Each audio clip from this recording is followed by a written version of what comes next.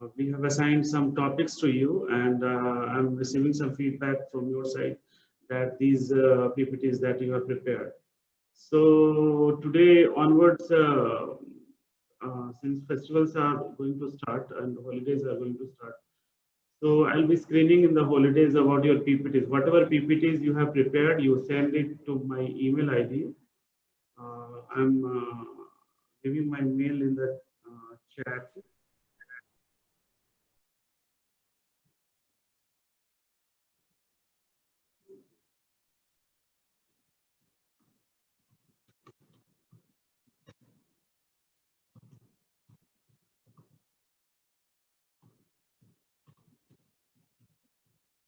So I have sent my email ID. You can send your PPTs to my mail, and I'll screen those things. If possible, I'll try to add something also, and I'll return. How you are preparing?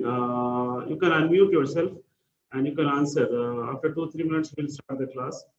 You are preparing PPTs in your mobile, or you are having any computer system? Yes, please. Sir, mobile. In your mobile. में बना रहे हैं. Yes, yes, Sony. Sony will answer.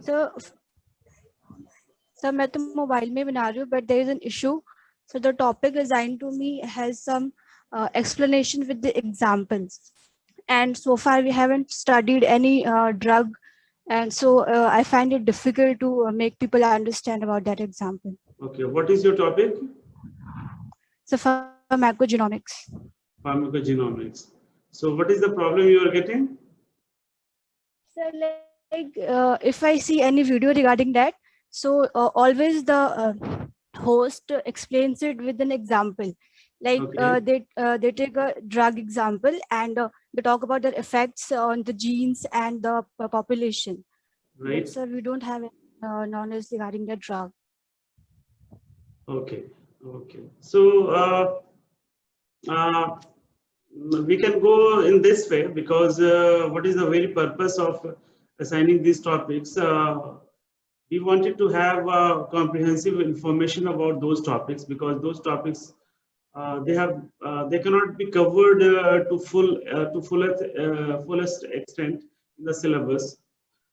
So we wanted to, because these are burning issues, these are emerging topics that will come in your future. After 10-15 years, these topics will become independent science also.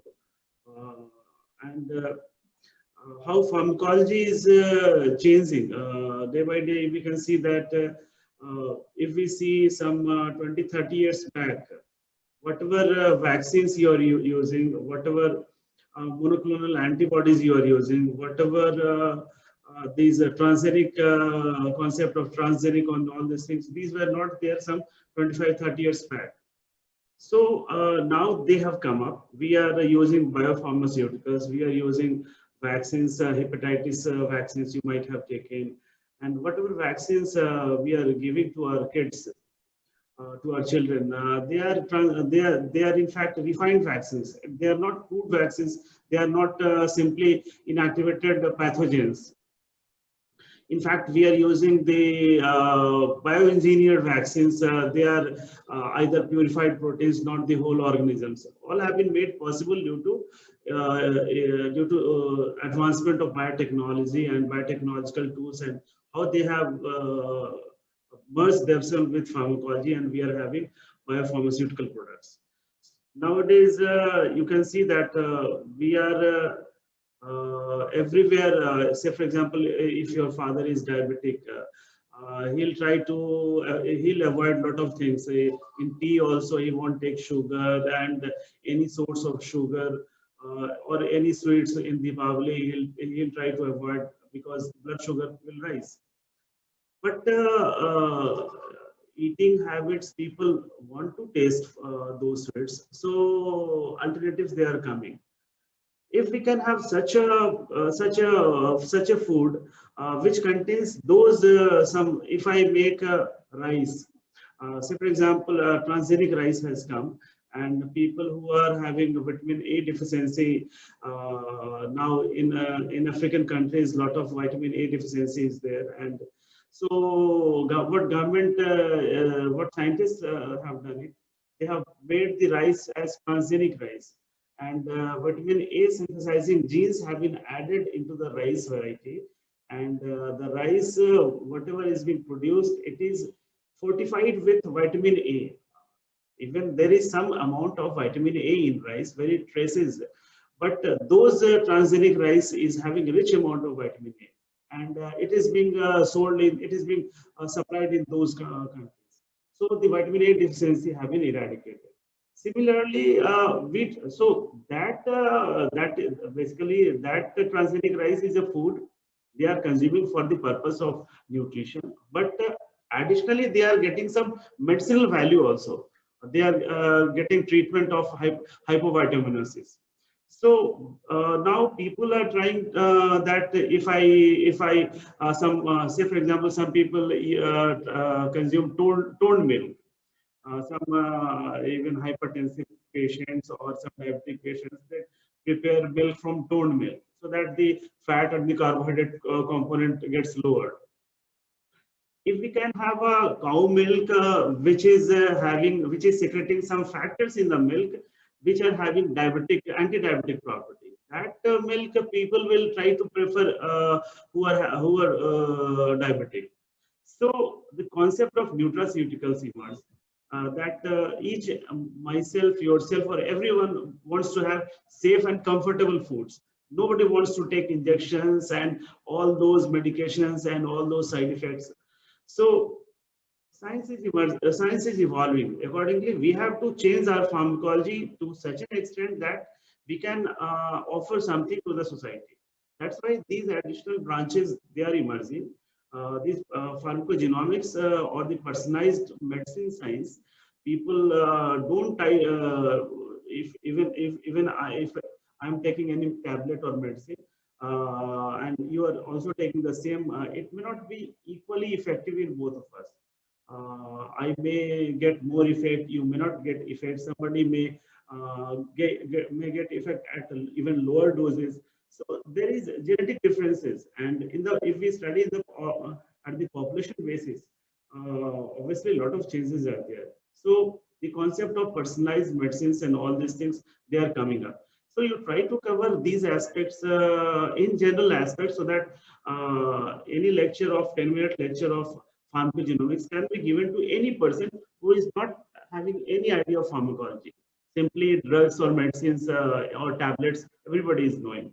So if any particular example of any drug is coming, you in 1 or 2 minutes you try to describe that drug. What is the property of that drug? Say for example, I had given the example of you can take any drug.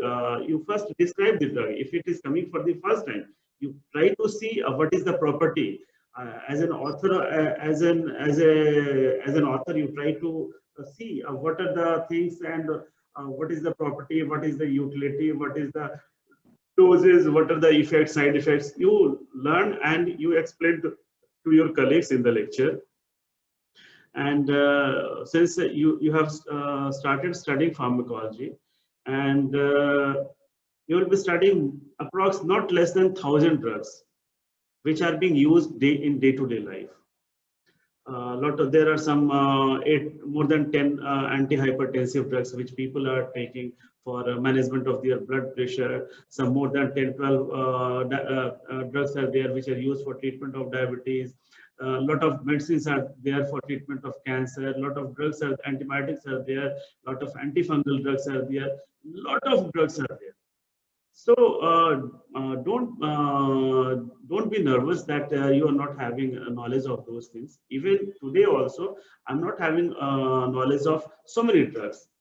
Drugs which have been evolved just 2-3 years back, I may not have seen, but if I see the classification of the drug, in what category it is coming, though, then I try to understand that this is the new addition in that particular drug. Or then I try to see what is the mechanism of action, what is the side effect, toxicity.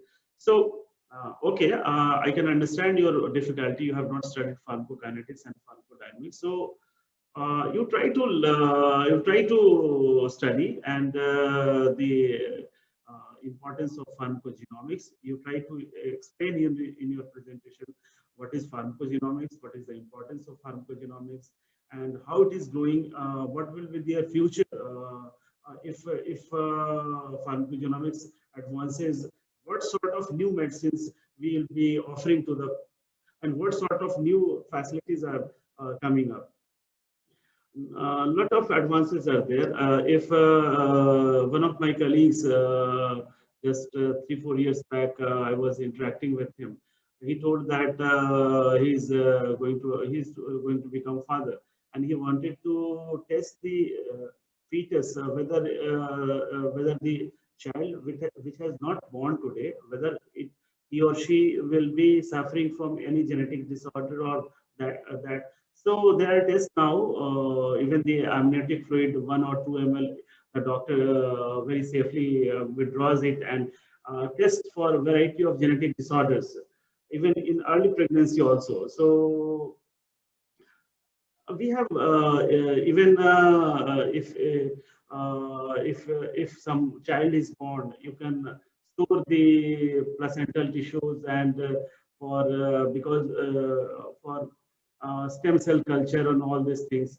So a lot of new advancements are coming in therapy, in pharmacology, in medicine, and we have to keep ourselves abreast with these technological advancements. Only then, if we are not knowing these things, if we are not just for the general knowledge purpose, you try to explain these topics so that all 6 or 7 topics, whatever I have shared with you, each and everyone in the class should be aware of these topics. What is nutraceuticals?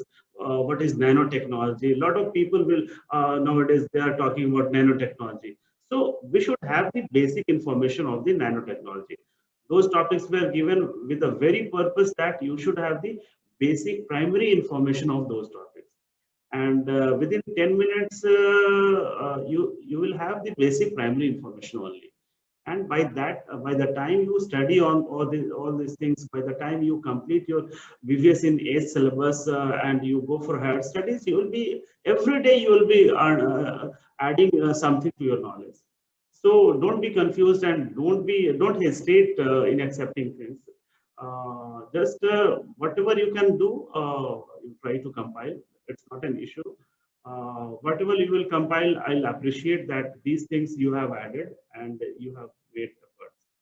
So it's not something like that that it will be evaluated and somebody will be evaluated at very high level and somebody will be demotivated. It's not like that. I never demotivate my students. Whatever you do, whatever good you do, I'll definitely appreciate. So try to prepare those things. If you are having systems, try to use MS Office and try to make a presentation of your own. Don't simply download presentations from the different sources, because uh, you have to present yourself and you have to make your own presentations. If I today, whatever topic you search on net in SlideShare, you will find any presentation, every presentation ready-made, and you simply change the name and add your name and give the presentation. Giving presentation is not like that.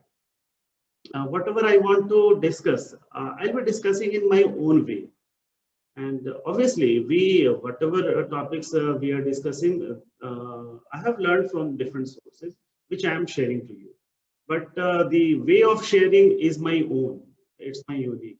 So you will be sharing things in your own fashion.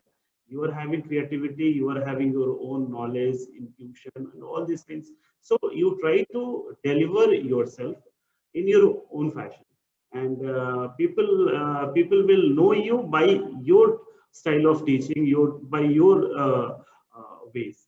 So accept these topics very comfortably and you try to make yourself best. And so not to waste much of time, because we are always having limitation of time. So just on in November.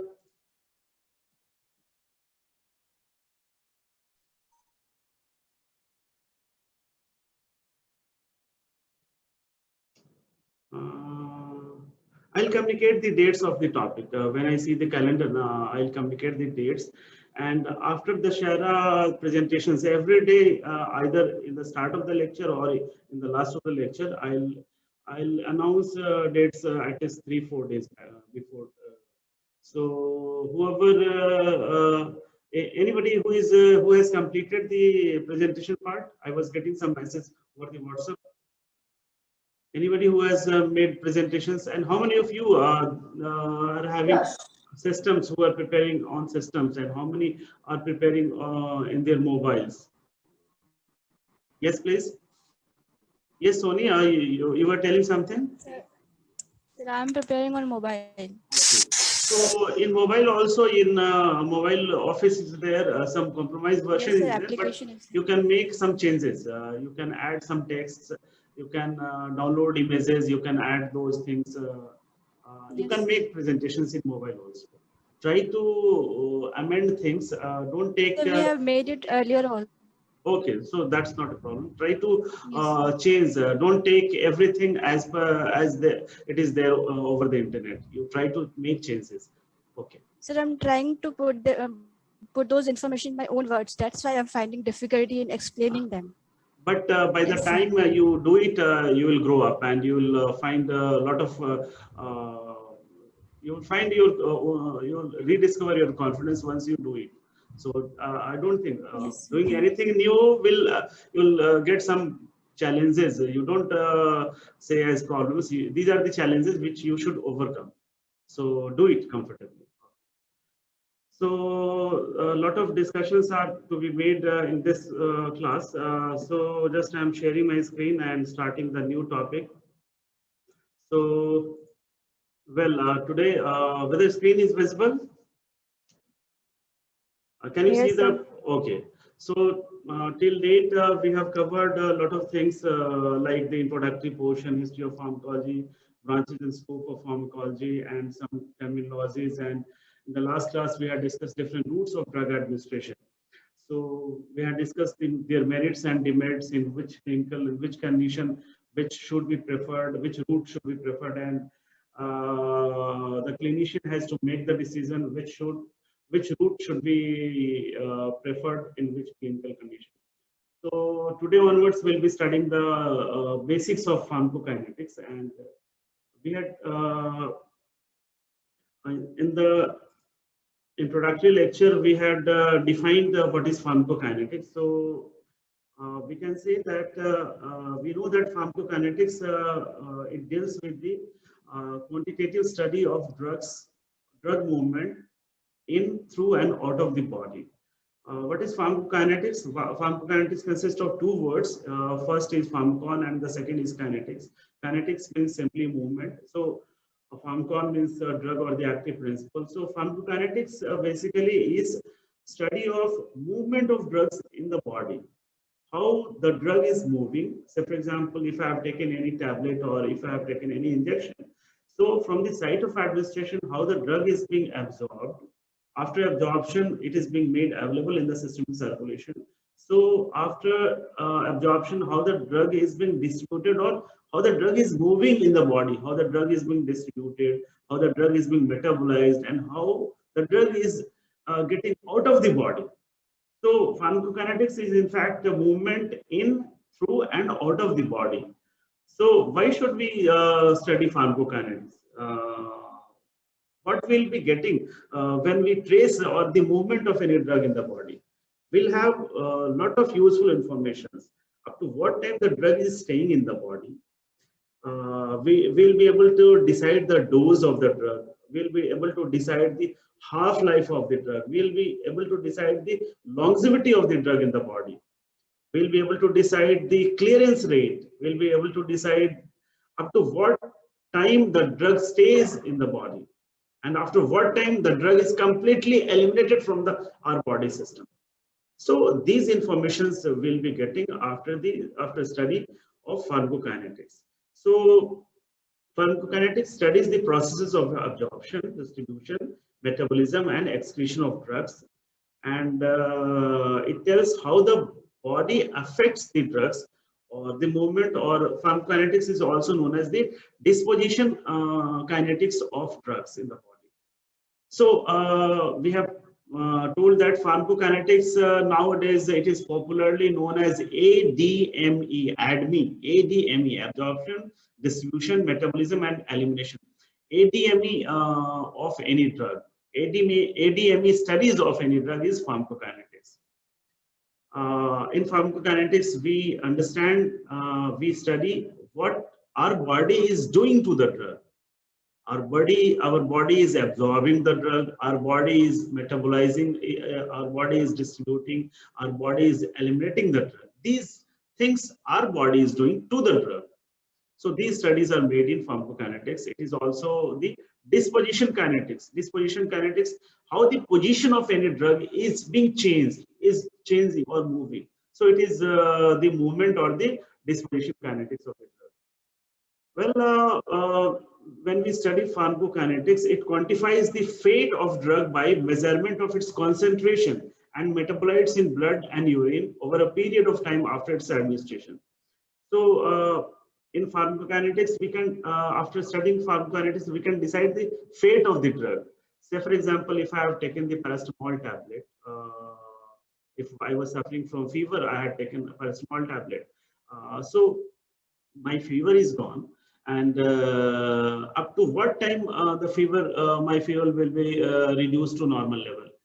It will be only up to that time till the concentration of this particular drug is above the required therapeutic level. If the required therapeutic level in the blood, or if the required concentration of this drug in my blood is say, for example, 5 microgram per ml. 5 microgram per ml is the required therapeutic concentration for putting down the temperature, enhanced temperature of my body. So what happens if I have taken the drug is being absorbed, after it is being distributed all over the body, it is being metabolized by various enzymes and different biochemical reactions, and it will be eliminated from urine, it will be eliminated from different other excretory routes also. So after some time, the concentration of the drug in the blood will be getting down, and after some time, it will be completely eliminated from my body. Again, if the clinical condition of pyrexia has, or the fever has not subsided, again I may get the fever. Again, I have to take the second dose. So by studying pharmacokinetics, you can decide after what time I should take the second dose, and in what concentration, in what dosing, what amount I have to take that particular drug. So these things we study in pharmacokinetics.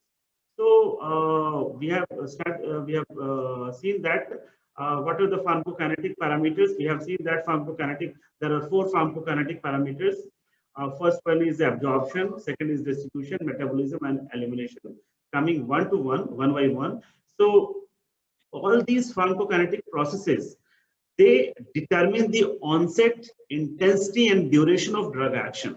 Up to what time this drug, paracetamol, will be effective in my body, it will depend on what time, it will depend at the factor that up to what time this drug is there inside my body, above the therapeutic concentration. So the intensity of response, and if the intensity of response, if you are taking at higher doses, what will happen? If you are taking at higher doses, your response will be higher. If you are taking at subtherapeutic doses, say for example, if the doctor has prescribed that you should take 500 milligram of the tablet, and you have taken only 100 milligram, the drug may not work also. So the intensity of response also depends on the amount or the dose. So absorption, what is absorption? Absorption is simply, it is movement of drug from the site of administration to the systemic circulation. जैसे आपने एक injection लिया, intramuscular injection लिया, तो muscle से वो absorb होकर drug जब तक ब्लड में पहुंचता है, उस प्रोसेस को बोलते हैं एब्जॉर्प्शन। अगर टैबलेट खाया है तो टैबलेट स्टमक में डिसॉल्व होकर के सिस्टमिक सर्कुलेशन में, जीआई म्यूकोसल ब्लड वेसल्स में जब एंटर कर गया, उस प्रोसेस को हम, उस मूवमेंट को बोल रहे हैं absorption. So after absorption, what will happen once the drug is made? यहाँ पे आप पिक्चर में देख सकते हैं. This is the drug which you have taken. This is the drug at the site of administration. Say, for example, take any one example. The site of administration is oral administration. You are taking in the form of tablet. So what will happen after, once you have taken the drug will be absorbed. Drug after some time it will be dissolved in the water or the fluid available at the site of administration, and after dissolution the drug will be absorbed in blood. What is absorption? Absorption is, it is movement of drug from the site of administration to the systemic circulation. Once the drug is made available in the systemic circulation, you can say that the drug is available in blood or it is available in plasma. So now in the sideline you can see that the drug is there in the plasma. After that, what will happen? Once drug is there in blood, it will move along with blood to all the throughout the body. So movement of drug from the absorbed site to throughout the body is distribution of the drug. Once the drug is made available in systemic circulation, it will be distributed throughout the body. It will be distributed to liver, kidneys, spleen, heart, lungs, skin, each and every tissue of the body wherever blood is going. So the second step is distribution. So once the drug is distributed in the blood itself, and as well as at the distributed site or in the tissue where the drug has been distributed, what will happen? There are a lot of enzymes in blood also. There are a lot of enzymes there in the tissues also. So those in the blood also, what will happen? There are a lot of enzymes which will try to either oxidize, reduce, hydrolyze, conjugate, and lot of different type of chemical reactions, biological reactions may take place, or the drug may participate in those biological reactions also. So what will happen once the drug is being oxidized? The pharmacological property may get changed.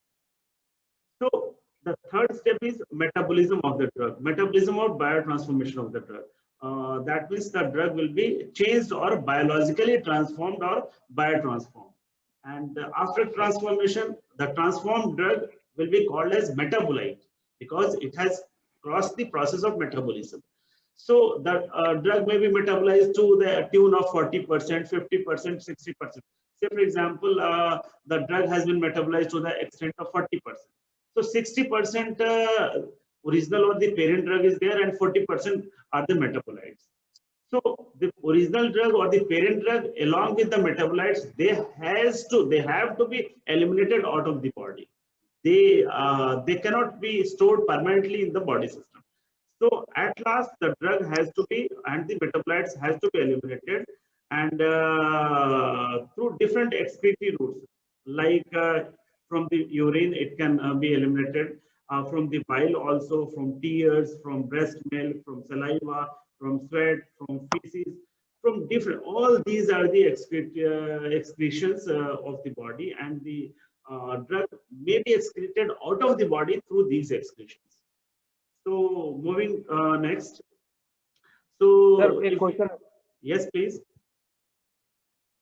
Sir जब हम intravenous drug लेंगे तो उसमें तो absorption term नहीं आएगा sir? नहीं, उसमें बताया था आपको रूट ऑफ एडमिनिस्ट्रेशन में कि इंट्रावेनस में एब्जॉर्प्शन बाईपास हो जाता है. 100% ड्रग जो है वो एब्जॉर्प्शन का डेफिनेशन यही है, movement of the drug from the site of administration to the systemic circulation. When you are giving the drug directly to the systemic circulation, तो वो absorption का कोई मतलब है नहीं. वहां पे डालते ही डिस्ट्रीब्यूट होना स्टार्ट होगा. ठीक है. फिर थोड़ा सा और इसको elaborate करके देखें. If we see the different pharmacokinetic processes, now this image has been taken from KD Tripathi book. Simply काफी simplified way में इसमें दिया हुआ है. This is the drug in doses form. What is the dosage form? Who will answer? What is dosage form? Yes. Ashish, what is dosage form? Tablet हुआ sir, वो भी doses form हो गया, ऑइंटमेंट हो गया। Yes. Dosage form means it is the form in which the drug has been formulated. आप किस form में आप ले रहे हैं उसे? टैबलेट फॉर्म में ले रहे हैं तो वो टैबलेट हुआ डोजेज फॉर्म, अगर इंजेक्शन ले रहे हैं तो वो इंजेक्शन जो है डोजेज फॉर्म है, अगर ऑइंटमेंट अप्लाई कर रहे हैं तो वो ऑइंटमेंट डोजेज फॉर्म है। यहाँ पे हमने एग्जांपल में लिया है कि हम टैबलेट ले रहे हैं, तो drug is there in the dosages form, in the form of tablet. वो आप जैसे लेंगे स्टोमक पे जाएगा, वहां पे वो डिसॉल्व करेगा। Now the drug has come in the form of solution. Dissolve होने के बाद जो पार्ट डिसॉल्व हुआ, ड्रग का अगर कोई टैबलेट का पार्ट डिसॉल्व नहीं हुआ वो तो स्टूल से पास आउट हो जाएगा, जो डिसॉल्व होगा दैट विल बी एब्जॉर्ब। तो साइट ऑफ एडमिनिस्ट्रेशन से ये प्रोसेस मूव करने के प्रोसेस को हम बोल रहे हैं एब्जॉर्प्शन। एक बार एब्जॉर्प्शन कंप्लीट होता है, द सेकंड फेज जो है वो ब्लड में जब ड्रग आया तो ब्लड में बहुत सारे प्रोटीन्स हैं, ब्लड में there are so many proteins, और उन प्रोटीन्स में बहुत सारे प्लाज्मा प्रोटीन्स हैं। कौन कौन से हैं plasma proteins? Albumin, globulin, and the third is fibrinogen. Yes. तो सबसे ज्यादा अमाउंट में कौन सा होता है? एल्बुमिन। कितना परसेंट होता है ह्यूमन में? ह्यूमन में एल्बुमिन कितना परसेंट होता है? ह्यूमन ब्लड में 3 to 6%। कितना? 6 to 8%। 6 to 8%। Total plasma proteins अगर 100% है तो उसमें एल्बुमिन कितना परसेंट है, ग्लोबुलिन कितना परसेंट है, और फाइब्रिनोजेन कितना परसेंट है?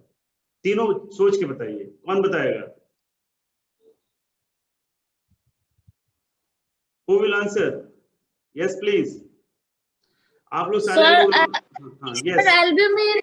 एल्बुमिन 3.5 to 5% होगा, ग्लोबुलिन 2.5 to 2.8% होगा, और फाइब्रिनोजेन उससे कम ही होगा सर। सब जोड़ के कितना परसेंट हुआ total? Total protein 6 to 8%। Total मैं बोल रहा हूँ कि टोटल प्लाज्मा प्रोटीन्स 100% माने अगर हम, तो उसका अच्छा। कितना परसेंट एल्बुमिन है? वो जो आप फिगर बता रहे हैं ना, वो ग्राम पर 100 ml ऑफ ब्लड बता रही हैं आप, ठीक है? Yes, वो yes, उसमें yes. नहीं पूछ रहा हूँ, I am asking on the level of percentage. कितना परसेंट हुआ एल्बुमिन? सबसे ज्यादा एल्बुमिन है सोनी सर उसका plasma, yes sir plasma sir 50 to 60% का हुआ ब्लड में 60% होगा सर। 55%। सर एल्बुमिन 60% होगा, ग्लोबुलिन उससे कम होगा 40%, और रेस्ट ऑफ ऑल फाइब्रिनोजेन होगा। अच्छा, जिसको मैं अलाउ करूंगा वही बोलेगा। प्रिंस कुछ बोल रहा था, कंप्लीट करो। सर मैं कह रहा था कि ब्लड का टोटल अमाउंट 55% प्लाज्मा हुआ, प्लाज्मा का अप्रोक्स 50% वो एल्बुमिन होता है। मैंने जो पूछा ना उसी का सिर्फ आंसर करना है, जो नहीं पूछता हूँ वो नहीं बोलना है। Total plasma protein albumin plus globulin plus fibrinogen is 100%। What is the percentage of albumin?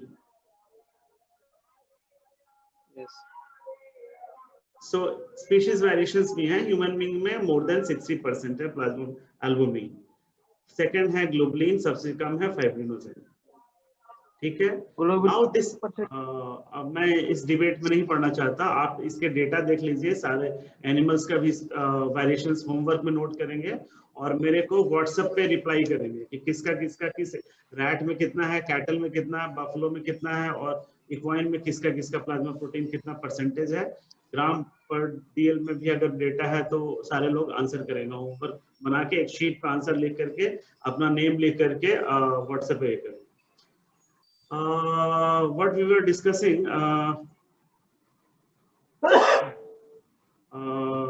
once the drug is made available in the systemic circulation or in the blood, 1 minute में एंड होगा, 10 minute के लिए और continue करेंगे तो मैं इसको elaborate करूंगा. So after once the drug is made available in the blood, what will happen? This absorbed drug will bind to the plasma proteins, and the major plasma protein to which these drugs bind is albumin. I was discussing that when the drug is being, after absorption is complete or after absorption, the drug when the drug is made available in systemic circulation in blood, with these plasma proteins or with other proteins also, the drug binds with those proteins, and the process is known as plasma protein binding. And what is the sort of binding? It is some sort of you can say not very strong chemical bond. It is some sort of adsorption is there, because these proteins they have tendency, this albumin binds with the acidic drugs. So and globulin binds with some other basic drugs. So this albumin and globulin to different degrees exerts plasma protein binding with these drugs. And the plasma protein binding maybe 60%, maybe 70%, maybe 99% also. So in some cases, the plasma protein, the drug is being bound to plasma proteins to the tune of 99%. So if there are 1 million molecules in the of the drug in the systemic circulation in the blood, maybe 99% molecules may get bound with those plasma proteins, and only 1% is free. So whatever percentage or fraction of bound or free drug is there, only the free drug is pharmacologically active. Only the free, whatever medicinal value property you are getting, whatever pharmacological response you are getting only with that 1% or whatever free drug is there, percentage there, you are getting with the free drug only. Then what is the utility of the bound drug? We'll discuss later on the importance of bound fraction, what will do, because it is some sort of stored drug. It is in the fixed deposit, you can say. You cannot use it. But once the free drug, the bond fraction and the free fraction, they are in chemical equilibrium.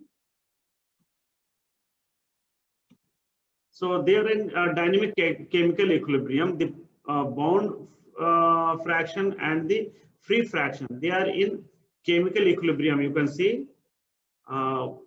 And once the free drug concentration of free drug gets down, some sort of some amount of bound drug will be dissociated, and this balance will be, this chemical balance will be maintained. So this free drug is pharmacologically active, which will be metabolized, which will be distributed. This free drug is being distributed, this free drug will be metabolized, this free drug will be eliminated also, not the bound drug. Bound drug will be there in the blood itself. Or now this free drug has moved from this blood to some other tissue. Say for example, it has moved to kidney tissue, renal tissue. This is the second portion which is representing kidney, say for example. And this drug is having any action on the kidneys only. So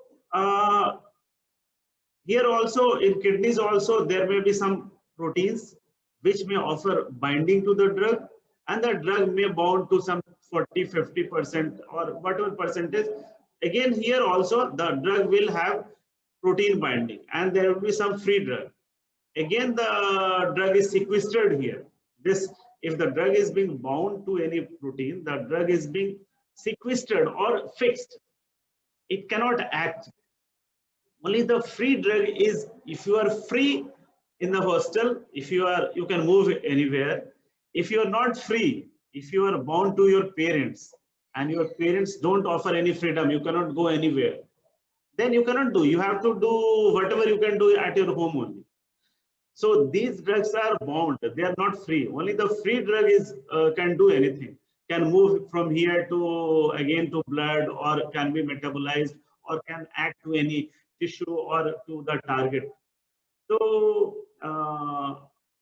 this after the plasma protein binding, from the blood, the drug is moving to different body organs. This process is known as distribution, and during the distribution also, it may be the drug may get stored. The drug may get stored in various tissues. The drug may get stored in the blood also in the form of bound fraction of the drug. And the free drug has can be metabolized also. The free drug can be metabolized by a variety of enzymes, and the metabolites and the parent drug has to be finally eliminated from different excretions like bile, urine, feces, sweat, saliva, and the drug will be passing through the fourth stage of pharmacokinetics, which is excretion. So these are the four steps of pharmacokinetics: A, D, and E: absorption, distribution, metabolism, and elimination.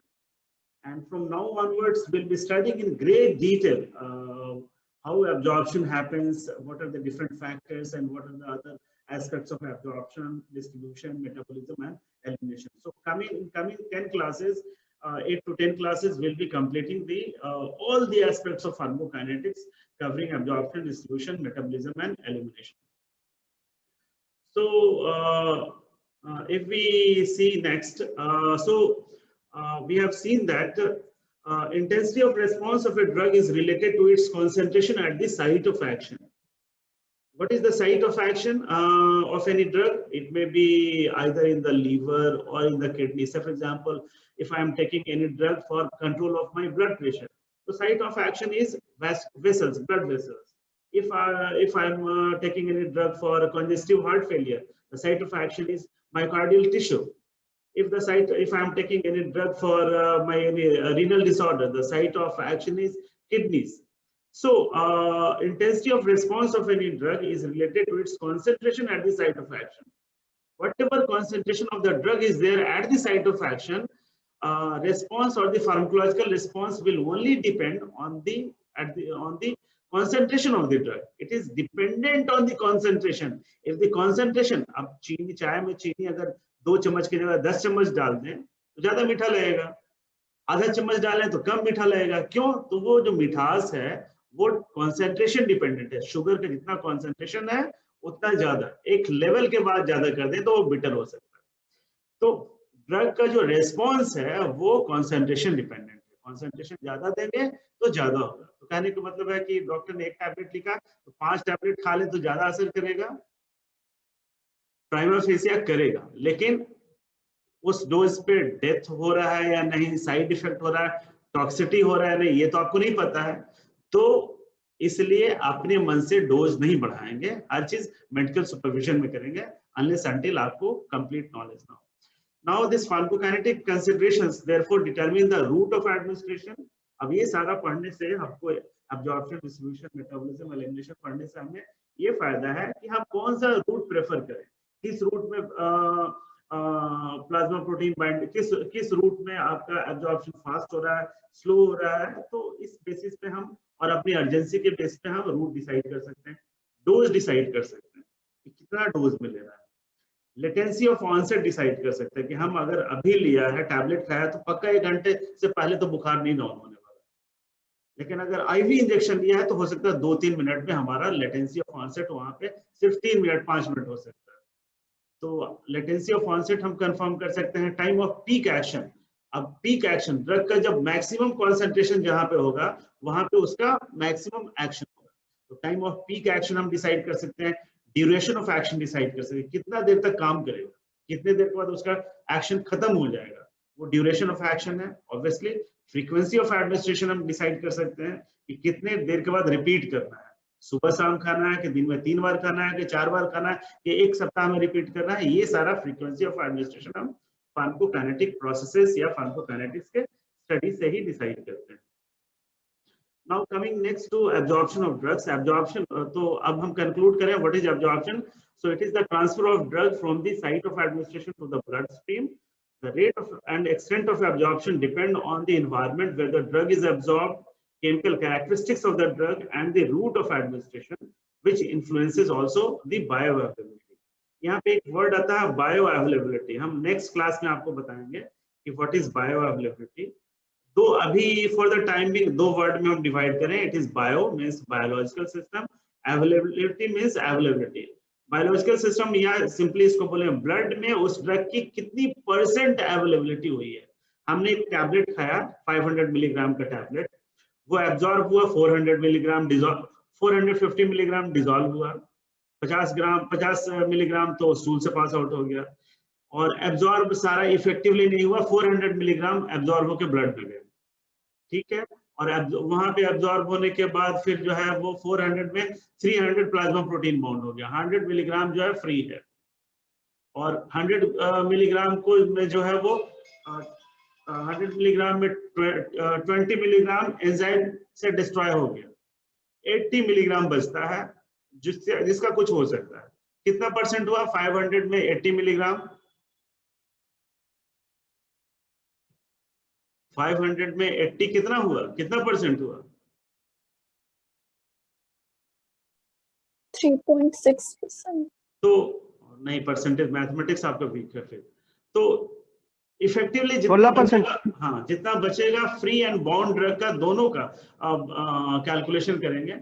जितना भी blood में, what is the definition of bioavailability? Bioavailability is the availability of drug in active form, in parental form, in unchanged form, जैसा दिया वैसे ही blood में जितना % available है उसको बायोअवेलेबिलिटी बोलेंगे। तो बायोअवेलेबिलिटी सिंपली डिनोट करता है एब्जॉर्प्शन पर, कि कितना % एब्जॉर्ब हुआ। टैबलेट अगर 70% एब्जॉर्ब हुआ है तो उसका 70% बायोअवेलेबिलिटी है। इसीलिए बायोअवेलेबिलिटी किसी भी ड्रग का अगर इंट्रावेनस रूट से देते हैं तो ऑलवेज वो 100% होता है, ठीक है। So routes of administration other than intravenous route may result in partial absorption and lower bioavailability। जो अभी बात बताया कि अगर आईवी छोड़ के दूसरे रूट से अगर किसी ड्रग को दें तो 100% से कम ही उसका बायोअवेलेबिलिटी होगा, लोअर बायोअवेलेबिलिटी होगा। 5 मिनट्स और कंटिन्यू करते हैं। अब ये सारे जो एब्जॉर्प्शन होना है या सारा जो फार्माकोकाइनेटिक प्रोसेसेस होना है, आइदर एब्जॉर्प्शन, डिस्ट्रीब्यूशन, मेटाबॉलिज्म और एलिमिनेशन। मैं कुछ चीजें पूछूंगा, आप सोच के जवाब दीजिएगा। ये सारे जो फार्माकोकाइनेटिक प्रोसेस हो रहे हैं, जैसे एब्जॉर्प्शन कहाँ क्या हो रहा है, कहाँ पे मूव कर रहा है ड्रग? अगर टैबलेट खाया है तो आपका स्टोमक में डिसॉल्व हुआ, स्टोमक से एब्जॉर्ब होकर वो कहाँ जाएगा? Who will answer? Prince will answer. Tablet खाया है, एब्जॉर्ब होके, अनम्यूट कर लो। हाँ, कहाँ एब्जॉर्ब होके जाएगा? एक लोग बोलेंगे आंसर, बाकी लोग सुनेंगे, फिर जिसको अलाउ करूंगा। पर्पस यही है कि हम लोग चीजों को समझ सकें। Yes Prince.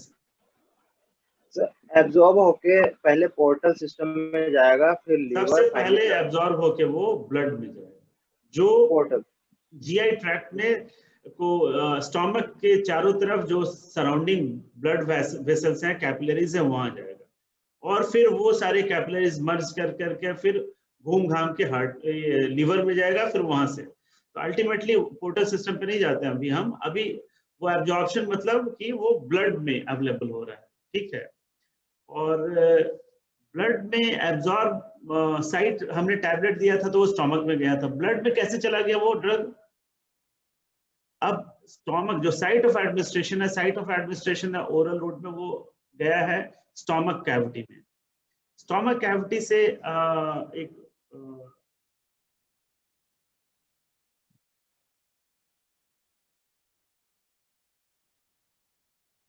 एक व्हाइट बोर्ड से दिख रहा, व्हाइट बोर्ड आपको? से for example this is the stomach cavity. मेरी ड्राइंग उतनी अच्छी नहीं है तो जैसा जैसा दिखा, ये हमारा स्टोमक कैविटी है, और स्टोमक में बहुत सारे म्यूकोसल सेल्स होंगे, so many layers of cells होंगे, और ये म्यूकोसा सिंगल लेयर का सेल तो नहीं होता, मल्टीपल लेयर ऑफ सेल्स होते हैं। तो यहाँ पे एक ड्रग है टैबलेट, जो एक ड्रग मॉलिक्यूल डिसॉल्व हुआ है, और यहाँ पे एक ब्लड कैपिलरी है, इस टाइप से एक ब्लड कैपिलरी है, और ड्रग फाइनली यहाँ से मूव होकर के यहाँ तक आ रहा है। इस मूवमेंट को फ्रॉम हियर टू हियर, इस प्रोसेस को एब्जॉर्प्शन बोलते हैं। अब बीच में जो जो दीवार आएगा हर किसी को क्रॉस करके जाना है। क्या क्या पहला बैरियर होगा? ये म्यूकोसल सेल। म्यूकोसल सेल का अगर इसको और जूम करके देखें तो इसका इसको और इलेबोरेट करके अगर जूम करके प्लॉट करें तो एक सेल म्यूकोसल सेल इस टाइप का है, दूसरा सेल ऐसा है, तीसरा सेल ऐसा है। ये एक फर्स्ट लेयर है। सेकंड लेयर सेल का भी हो सकता है।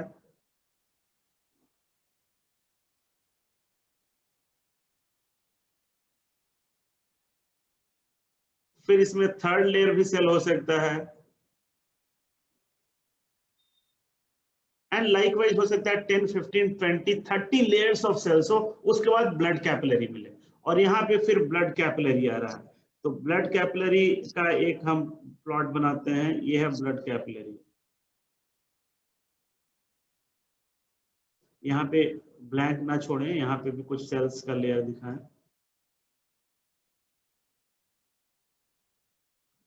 तो ड्रग यहाँ से ड्रग मॉलिक्यूल मूव करके यहाँ कैसे आएगा, यहां से मूव करके पहले फर्स्ट लेयर इसको क्रॉस करेगा। ये क्या है, सेल का एक कौन सा पार्ट है जिसको मैं अभी हाईलाइट कर रहा हूं, मेम्ब्रेन।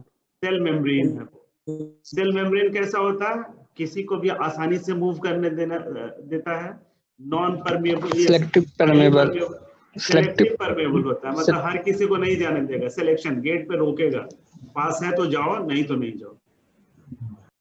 अब एक बार मान लो कि गलती से घुस भी जाए, फिर यहां से इधर जाने के लिए फिर सेल मेम्ब्रेन को क्रॉस करना होगा। यहां से यहां भी चेक पॉइंट लगाएगा, फिर यहां भी चेक पॉइंट लगेगा, फिर यहां भी चेक पॉइंट लगेगा। सोचो वो ड्रग एब्जॉर्ब हो रहा है, अगर ओरल रूट से टैबलेट खा रहे हो और बहुत तेज बुखार है, मैंने अभी पैरासिटामोल लिया है, आधा घंटा तो बनता है भाई बुखार डाउन होने में, क्योंकि ये ब्लड में पहुंचेगा, इसके बाद सारे टिश्यूज में पहुंचेगा, इसका जो टारगेट ऑर्गन है वहां पहुंचेगा, तब जाके उसका असर होगा।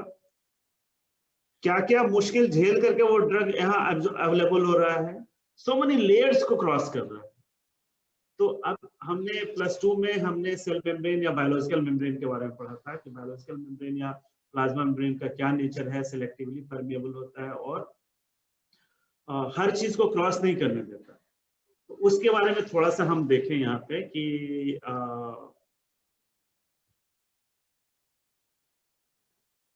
अब ये जो बायोलॉजिकल मेम्ब्रेन का पिक्चर दिखाने का पर्पस यही था। क्यों मैं आपको बायोलॉजिकल मेम्ब्रेन फिर से +2 में पढ़ा हुआ याद करा रहा हूँ कि हमारा बायोलॉजिकल मेम्ब्रेन सिंपल स्ट्रक्चर नहीं है कि कोई भी गेट से पास कर दिया।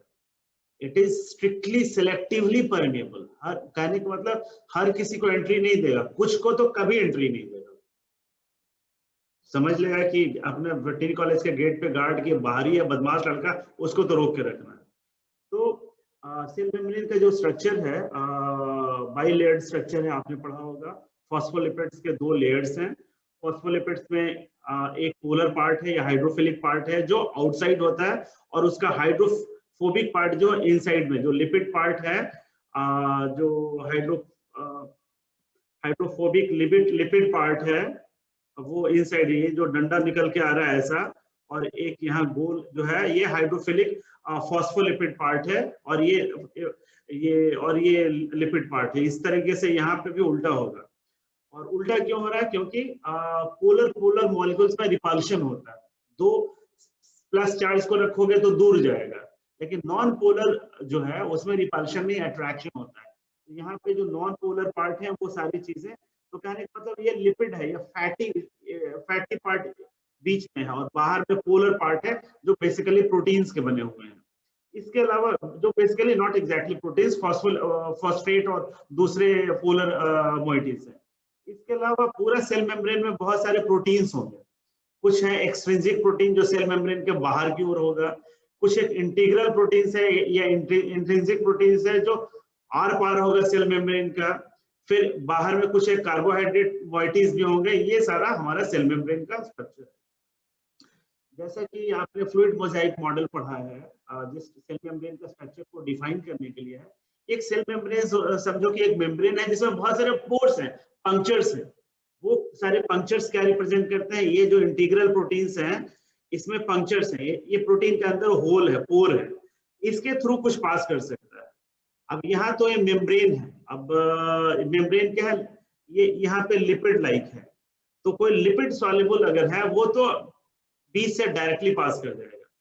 लेकिन अगर लिपिड सॉल्युबल नहीं है, अगर वो पोलर है, हाईली पोलर है, तो उसको यहाँ पे पोलर और पोलर, क्योंकि ये बाहर में जो है ये पोलर है, रिपल्शन होगा, इसको ठेल करके बाहर फेंक देगा, अंदर आने ही नहीं देगा।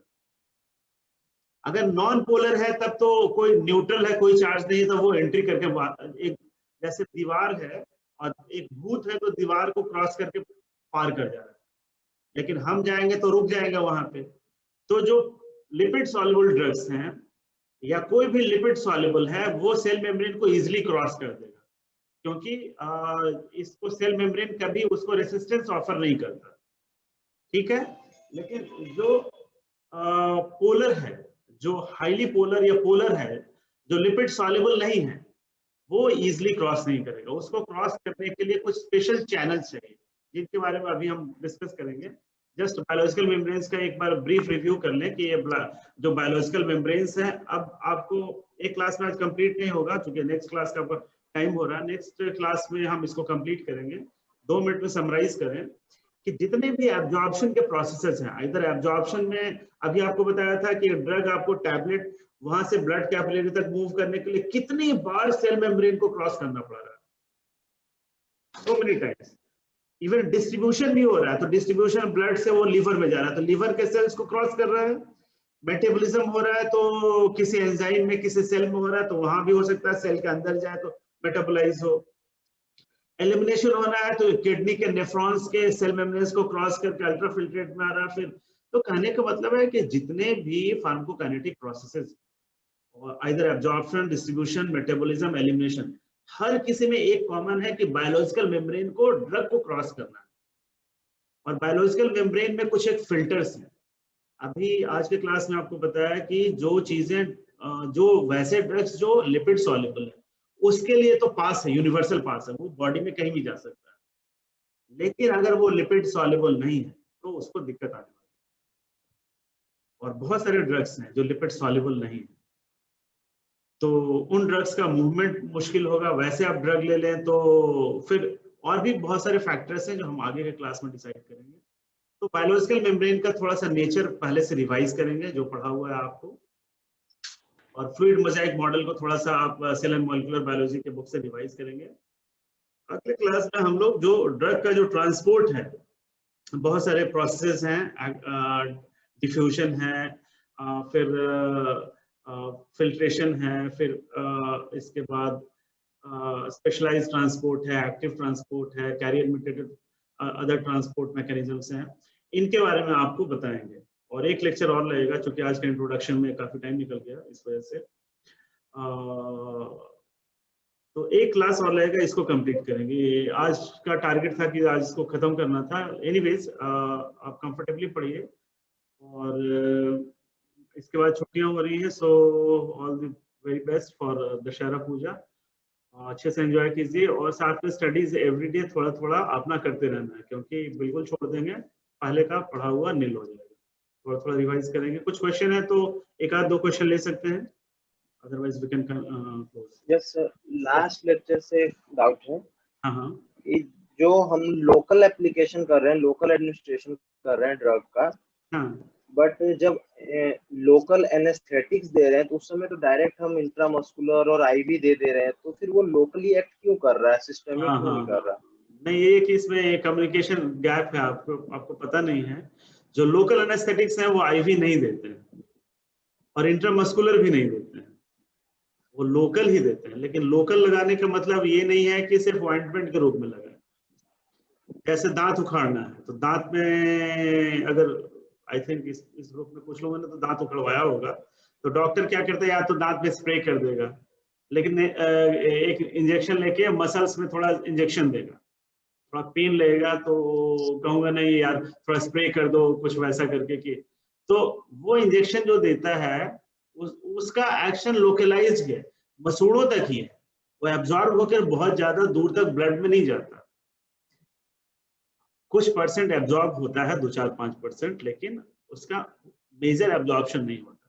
अगर मान लो कि स्किन पे सर्जरी, कट लगानी है, हाथ पे कट लगानी है, तो यहाँ छोटा छोटा 2-3 ml 2-3 जगह प्रेक करेगा। हम आपको लोकल एनेस्थेटिक्स आपको बताएंगे, तो उसका मैकेनिज्म बताएंगे। जैसे आप शेयर करें आपको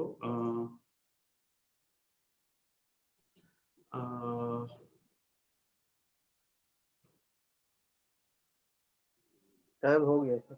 क्लियर और ड्राइंग्स, ठीक है।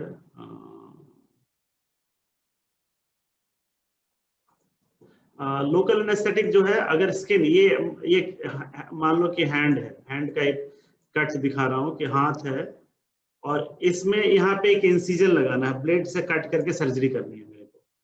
तो ऐसे काटेंगे तो बहुत पेन होगा। तो पहले अगर लोकल एनेस्थेटिक्स हमें कट लगाना है, एकदम सिंपल स्ट्रेट लाइन में कट लगाना है, तो लोकल एनेस्थेटिक क्या करेंगे हम, यहाँ पे 5 ml लोकल एनेस्थेटिक स्किन के नीचे सबक्यूटेनियस रूट से यहाँ पे इन्फ्यूज करेंगे।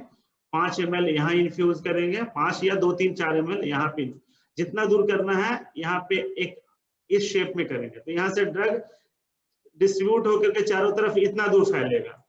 यहाँ करेंगे तो ये डिस्ट्रीब्यूट होकर इतना दूर फैलेगा, यहाँ पे करेंगे तो इस तरीके से इतना दूर फैलेगा, और यहाँ करेंगे तो इतना दूर फैलेगा। कहने का मतलब है कि इतना एरिया जो है डिसेंसिटाइज हो गया। इतना दूर में कट करोगे तो कट की फीलिंग नहीं होगी। यहाँ पे ब्लेड लगाओगे तो पेन होगा, यहाँ लगाओगे तो ये तो लोकल ही है ना। दूसरे जगह कट करेंगे तो पेन हो रहा है, पूरे बॉडी में नंबनेस नहीं हुई है, सिर्फ एक लोकलाइज्ड एरिया में हुआ है, तो वो लोकल ही एक्शन है। अगर भैंस की सींग अगर काटनी हो तो कॉर्नुअल फोसा में लगाते हैं, तो सिर्फ सींग डिसेंसिटाइज हो गया, तो उसको लोकल रीजनल सर्जरी बोलते हैं। डिटेल में जब आपको एनेस्थीसिया, लोकल एनेस्थीसिया पढ़ाएंगे वहां आपको बताएंगे। नेक्स्ट क्लास में टेकअप करेंगे। Okay okay okay, thank you sir.